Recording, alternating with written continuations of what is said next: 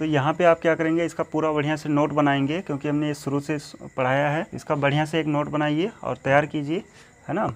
और अगर बढ़िया से पढ़ेंगे तो बोर्ड में ऐसा सवाल नहीं आता कि आप ना कर पाएँ, है ना। और याद होगा कि इस त्रिकोणमिति के जो अनुप्रयोग हैं, इससे एक क्वेश्चन ज़रूर आता है बोर्ड में। तो यहाँ पे ध्यान से पढ़ेंगे तो वो क्वेश्चन हो पाएगा, ठीक है। तो वीडियो अच्छा लगा हो तो लाइक कीजिए और चैनल को सब्सक्राइब कीजिए।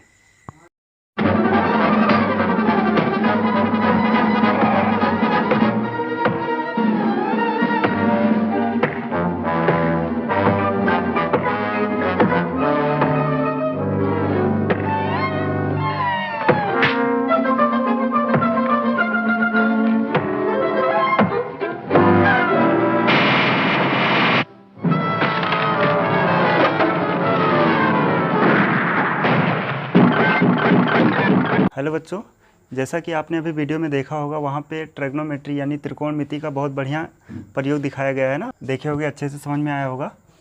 तो यहाँ पे हम लोग अब पढ़ने जा रहे हैं जो त्रिकोणमिति हम लोग पढ़ चुके हैं, यानी चैप्टर 8 में, है ना। उसका एप्लीकेशन अब देखने जा रहे हैं।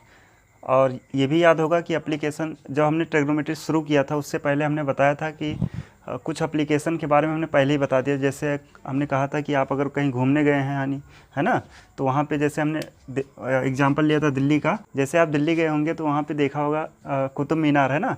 तो अगर उसकी हाइट मेजर करना हो कितना होगा तो कैसे मेजर करेंगे, ये सब हमने वहाँ पर बताया था। लेकिन उसका अनुप्रयोग वहाँ पर एकदम एक्चुअल में नहीं कराया था।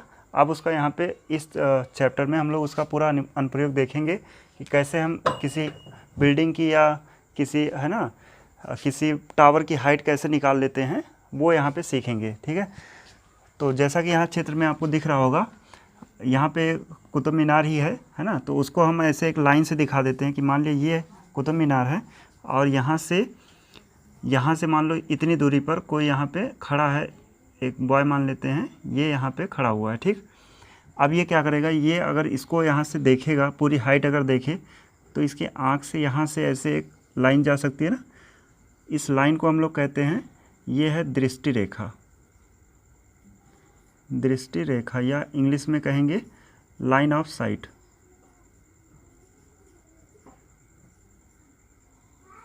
ठीक, समझ गए होगे। तो ये एक लड़का है जो इस मीनार को यानी कुतुब मीनार को देख रहा है यहाँ पे। तो इसके आँख से जो एक लाइन जाएगी, समझ लो, है ना, उसको कहते हैं दृष्टि रेखा या लाइन ऑफ साइट। ऐसे ही ये जहाँ खड़ा है वहाँ पे मान लो ये कोई बिंदु है ए, है ना, और इसके कुतुब मीनार जो उसका आधार मान लेते हैं बी, और इसकी पूरी हाइट यहाँ सी तक गई हुई, ठीक।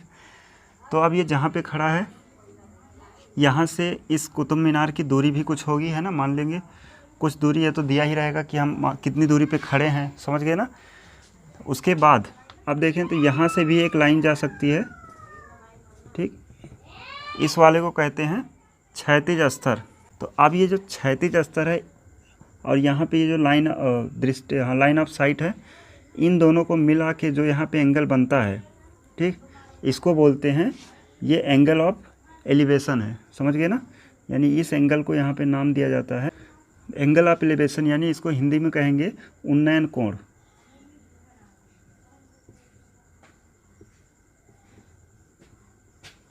उन्नयन कोण, इतना समझ गए ना।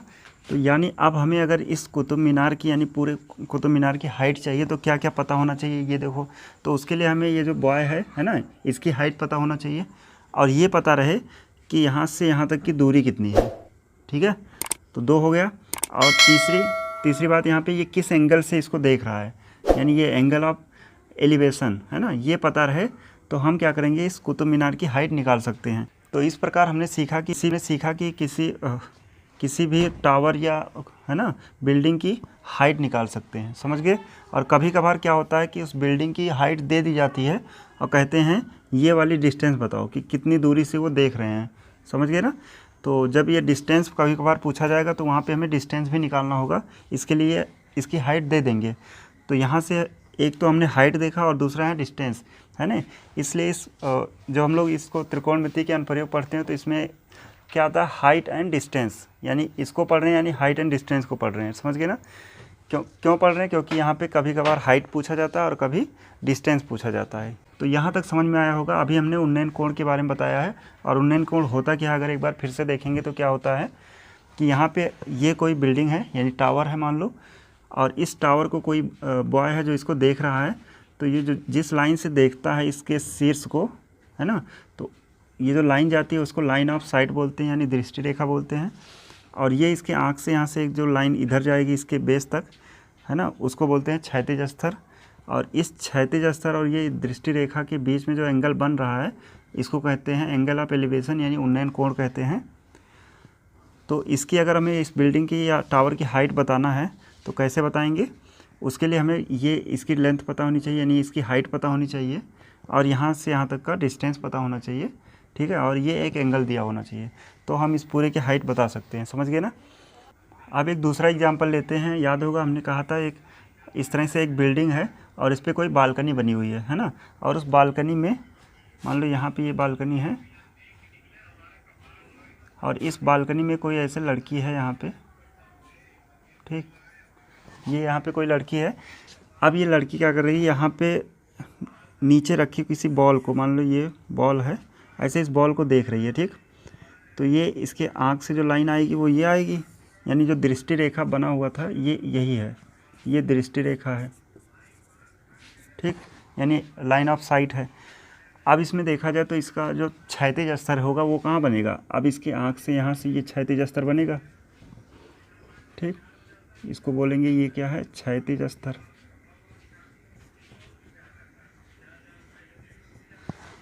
अब जैसा कि यहाँ देखें दृष्टि रेखा और क्षैतिज स्तर के बीच में एंगल जो बन रहा है वो यहाँ बन रहा है ना, और इस एंगल का नाम होता है angle of depression, angle of depression, या इसको हिंदी में कहते हैं अवनमन कोण। जैसे वहाँ पे था उन्नयन कोण, इसको बोलते हैं अवनमन कोण।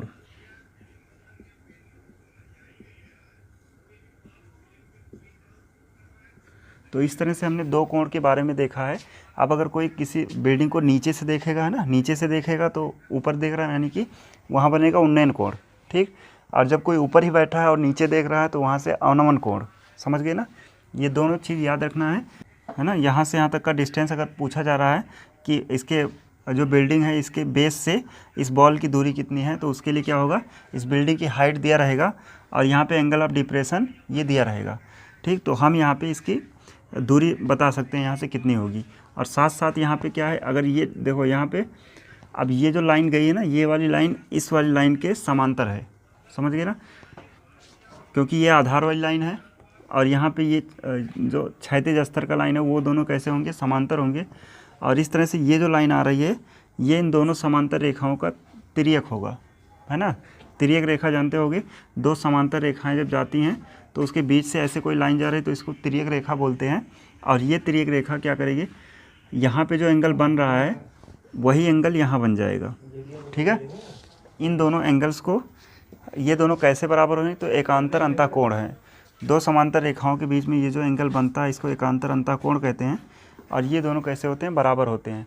तो अवनमन कोण जो होगा ये यहाँ बनेगा भले ही, लेकिन हम इसको बाद में यही दिखाएंगे, समझ गए ना, क्योंकि ये और ये दोनों बराबर होंगे। इतना समझ गए होंगे। अब हम लोग जितना चीज़ समझे हैं इसी को किसी क्वेश्चन में अप्लाई करके देखते हैं, यानी कि एक उदाहरण के थ्रू इसको समझेंगे। तो इतना नोट कर लेंगे आप। तो मैं सीधा एक्सरसाइज से एक सवाल ले रहा हूँ, एक्सरसाइज जो है 9.1, और इसका हम पहला क्वेश्चन लेके और इसी में पूरा चीज़ समझाते हैं, ठीक है। तो ये जो क्वेश्चन है मैं पढ़ दे रहा हूँ एक बार, और ये क्वेश्चन आपको नीचे भी दिख जाएगा। तो यहाँ लिखा है, सर्कस का एक कलाकार एक 20 मीटर लंबी डोर पर चढ़ रहा है, ठीक है, जो अच्छी तरह से तनी हुई है और भूमि पर सीधे लगे खंभे के शिखर से बंधा हुआ है। यदि भूमि स्तर के साथ डोर द्वारा बनाया गया कोण 30 का हो तो खंभे की ऊंचाई ज्ञात कीजिए। समझ गए ना। तो हालांकि इसका चित्र यहाँ पे दिया हुआ बगल में, तो चित्र इस तरह से बना हुआ है।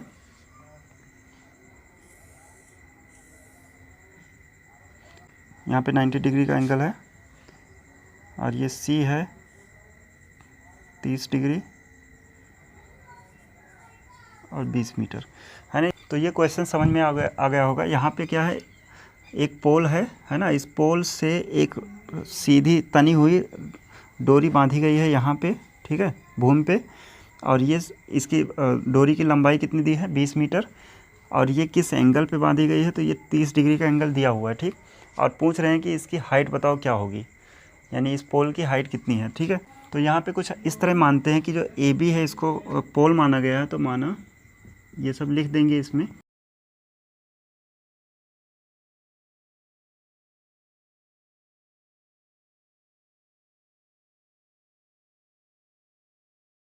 यहाँ पे हमें इतना चीज़ मानना पड़ेगा, जैसे हमने ए बी को क्या माना है कि ये खंबे की ऊंचाई या खंबे को दिखा रहा है ना, और ऐसे ए सी को हमने क्या माना है, डोरी है जिसकी लंबाई दी है, और ऐसे बी सी को क्या माना है, खंबे के आधार से, यानी इस आधार से उस बिंदु की दूरी है जहाँ पे ये रस्सी आगे बंधी हुई है। ठीक है ना, तो इतनी चीज़ें हमने इसमें माना है। अब इसके लिए देखेंगे यहाँ से, देखो यहाँ पे हमें निकालना है ये, है ना, और इसको हमने पढ़ा है, ये एक समकोण त्रिभुज है, और ये समकोण त्रिभुज में किसको दिखाता है, लंब को दिखाता है। और ऐसे ही इस वाले को आधार कहते हैं, इसको एल से लिखा जा रहा था, और ये के से, और ये ए से, समझ पाए ना। और इसके लिए हमने जो ट्रिग्नोमेट्रिक रेशियो थे उन सब का मान हमने इस पूरे ट्रायंगल से निकाला था, जैसे एल ए एल के ए, है ना। ये रेशियो जब बनाया गया था उस समय यहाँ पे लिखा था, ये साइन है, ये कॉस है, ये टैन है, कॉट है, सेक और कोसेक।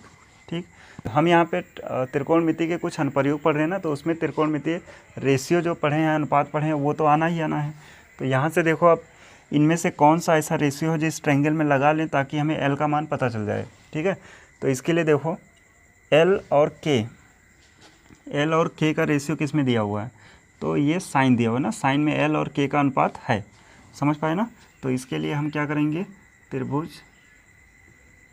ए बी सी में क्या करेंगे, साइन 30, जो बेस पे एंगल बना है उसको ले लिए ना, तो आधार जब यही है तो सब कुछ सही रहेगा। तो यहाँ पे साइन 30, अब साइन होता है एल बाई के, तो एल यहाँ पे एल को ऐसे ही लिख देते हैं एक बार, एल बाई के, और एल इक्वल टू यहाँ पे है क्या है, ए बी है, और डिवाइड बाई के यहाँ पे ए सी है।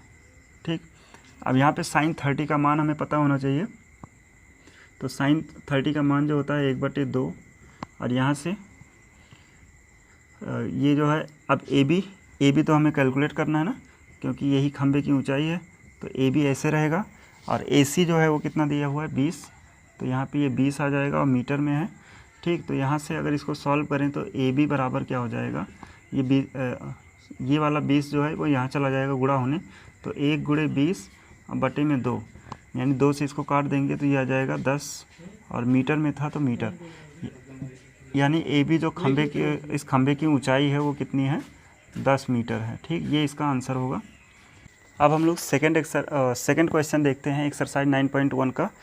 इसमें लिखा है, आंधी आने से एक पेड़ टूट जाता है और टूटा हुआ भाग इस तरह मुड़ जाता है कि पेड़ का शिखर ज़मीन को छूने लगता है और उसके साथ 30 अंश का कोण बनाता है। तो पेड़ के पाद बिंदु की दूरी जहाँ पेड़ का शिखर ज़मीन को छूता है 8 मीटर है, तो पेड़ की ऊंचाई ज्ञात कीजिए। ठीक, अब ये कुछ बढ़िया क्वेश्चन है ना, ऐसे क्वेश्चन बोर्ड में पूछे जाते हैं, तो इसको बढ़िया से देखेंगे। क्वेश्चन आपको दिख रहा होगा नीचे, तो यहाँ पे क्या है, एक पेड़ है ना, जिसकी कुछ हाइट रही होगी ऐसे। ठीक, और फिर क्या होता है, आंधी आने से ये पेड़ टूट जाता है। ठीक, तो मान लिया हमने कि इसका इतना भाग जो है, यहाँ से ये पेड़ टूट गया, और जो टूटा हुआ भाग है वो जाके ज़मीन से 8 मीटर की दूरी पर जाके, यानी ये दूरी जो है 8 मीटर दिया हुआ है, इतने मीटर दूरी पर जाके ये ज़मीन को टच करता है। तो इसमें पूछा गया है कि पेड़ की ऊंचाई बताइए। क्वेश्चन एक बार फिर से समझा देते हैं। यहाँ पे क्या था कि एक सीधा पेड़ था, ठीक, जिसकी कुछ हाइट रही होगी, और ये आंधी आने से टूट जाता है, इसका कुछ भाग नीचे गिर जाता है, और ये ज़मीन को टच करता है, और जहाँ पे टच करता है उस बिंदु से उस बिंदु से पेड़ की जड़ की दूरी 8 मीटर है, और ये जो टच कर रहा है यहाँ पे एंगल जो बन रहा है वो 30 डिग्री का एंगल बन रहा है। ठीक है, तो आप पूछा गया कि पेड़ की हाइट बताइए। तो पेड़ की पूरी हाइट हमें बताने के लिए देखो अब ये इतना भाग भी पता होना चाहिए, तभी तो पेड़ की हाइट, क्योंकि ये भी है और ये भी है। जो टूटा हुआ भाग अगर इसको सीधा करेंगे तो पूरी पेड़ की हाइट तभी तो मिलेगा। तो इसको कुछ ऐसा मान लेते हैं, माना ये ए है, बी है, सी है और ये डी है ना। इसको वैसे ज़रूरत नहीं मानने की, इतना ही रहने देते हैं। तो यानी यहाँ पे क्या क्या माना गया उसको लिख दिया जाता है।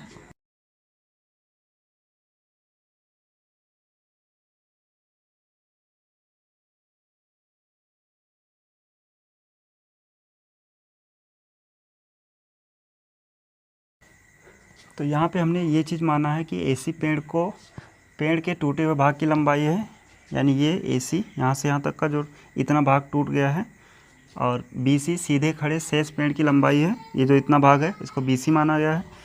और ये AB क्या है, वह बिंदु है जहाँ पे पेड़ भूमि को टच करता है, ठीक। और यहाँ पे जो एंगल बनता है वो 30 डिग्री का बनता है। अब हमें इससे ज्ञात क्या करना है, तो ये भी लिख दें, अगर यहाँ पे ज्ञात करना है BC प्लस AC, ठीक, ये हमें ज्ञात करना है, ठीक है ना। क्योंकि पेड़ की लंबाई पूरी क्या रही होगी, ये BC और जितना भाग टूटा है वो पूरा मिला के ही तो पेड़ की लंबाई थी, तो यानी इन दोनों का सम हमें निकालना है, ठीक। तो अब देखेंगे कि अगर हमें कोण दिया है और आधार दिया है, ठीक, यानी ये आधार है और ये कर्ण है और ये लंब है। तो अगर हमें आधार दिया है, कोण दिया है और लंब का मान निकालना है, ठीक, तो इसके लिए कौन सा रेशियो आएगा, यहाँ से देखो आधार और लंब में, तो आधार और ये है ना tan। तो अगर हम यहाँ पे लिख दें tan, और ये कहाँ लगा रहे हैं, त्रिभुज ABC में, ABC में हमने क्या कर दिया, tan 30 ले लिया। और tan 30 का मान अगर देखेंगे तो ये होता है L/A। तो L यहाँ पे क्या है, BC है, इक्वल टू BC बाई, और A आधार क्या है यहाँ पे, AB, ठीक। अब इसमें वैल्यू पुट करें अगर, तो tan 30 का मान हमें पता होना चाहिए टेबल से, जो कि हम चैप्टर नंबर 8 में पूरा बताए थे कैसे निकलता है, तो उसको सबको याद रहना चाहिए। तो tan 30 का मान जो हो गया वो 1/√3 है। तो यहाँ पे BC हमें निकालना है, इसलिए ऐसे रहेगा। AB यहाँ पे दिया हुआ है 8 मीटर, तो ये रख देते हैं। तो अब यहाँ से अगर हम BC कैलकुलेट करें तो BC बराबर हो जाएगा, ये 8 वहाँ चला जाएगा, यानी 8 और बटे में रहेगा √3। अब ये मीटर में है तो √3 से हम क्या करते हैं, इसको परमीकरण कर देते हैं, तो ये बन जाएगा 8√3 और डिवाइड बाई 3, यानी इन दोनों का मल्टीप्लाई हुआ तो यही, और √3 का मल्टीप्लाई हुआ तो 3। ये BC आ गया इतना मीटर, ठीक। तो अभी हमें क्या निकालना है, AC और निकालना है। तो BC आ चुका है और AC और निकाल के हम क्या करेंगे, दोनों को ऐड कर देंगे तो पूरे पेड़ की लंबाई आ जाएगी, ठीक है ना। तो अब हम लोग क्या करते हैं, इसी ट्रायंगल में, ट्रायंगल ABC में एक बार फिर से आप किसको निकालना है, तो वैसे कर्ण का मान निकालना है ना आपकी बार। तो कर्ण और आधार का रेशियो जो है वो किस में होता है, कर्ण और आधार, ये कॉस होता है। तो अब की बार क्या करते हैं, कॉस 30 डिग्री ले लेते हैं, यानी ये वाला। तो इसके लिए क्या लिखेंगे, आधार बटा कर्ण, है ना। तो आधार यहाँ पे देखेंगे क्या है, AB, और कर्ण जो है वो क्या है, AC। तो अब मान रख देते हैं, तो cos 30 का मान जो हो जाएगा वो क्या होगा, √3/2। और ऐसे ही AB, अब AB यहाँ पे दिया हुआ है 8, और AC हमें निकालना है, तो ये AC ऐसे रहेगा, ठीक। इतना समझ गए। अब इसको मिटा देते हैं यहाँ से। तो अब यहाँ से हम AC कैलकुलेट कर लेते हैं। तो AC कितना आएगा, AC उधर भेज दे अगर हम, तो AC बराबर हो जाएगा 8 × 2, ये 2 इधर गया और √3 आ जाएगा नीचे। तो आप कहेंगे कि AC बराबर हो गया, इसका भी परमीकरण कर देते हैं, तो 16 √3 और बटे में 3 हो जाएगा, ठीक। हमने क्या किया, √3 से ऊपर नीचे गुणा किया, तो ऊपर वाला √3 रहेगा और नीचे वाला 3 बन जाएगा, ठीक। तो ये मीटर में आ गया AC। अब अगर देखें तो पेड़ की लंबाई पूरी क्या रही होगी, जो कि हमें निकालना था। तो पेड़ की लंबाई बराबर क्या था, BC और प्लस का AC, है ना। BC निकल के आया था ये 8√3/3 प्लस, और AC निकल के आया है 16√3/3, है ना। अब इन दोनों को सम करना है। तो यहाँ पे 16, यानी हर तो बराबर है ना, एक बार लिख लेंगे, और यहाँ पे लिखा है 8√3 और प्लस का 16√3। इन दोनों का सम करेंगे तो 16 और 4 20, 4 24 और √3 और डिवाइड बाई 3 है, तो ये वाला इससे कट जाएगा और ये 3 का 8 बार, तो 8√3 मीटर ये क्या हो जाएगी, पूरे पेड़ की लंबाई हो जाएगी। समझ गए ना। तो अभी इस वीडियो में इतना ही रहने देते हैं। अब अगले वीडियो में हम लोग इससे आगे पढ़ेंगे, है ना, कुछ और क्वेश्चन देखेंगे जो और बोर्ड में पूछे जा सकते हैं। वो सारे क्वेश्चन हम लोग यहाँ पे देखने वाले हैं। तो मिलेंगे नेक्स्ट वीडियो में, तब तक के लिए जय हिंद।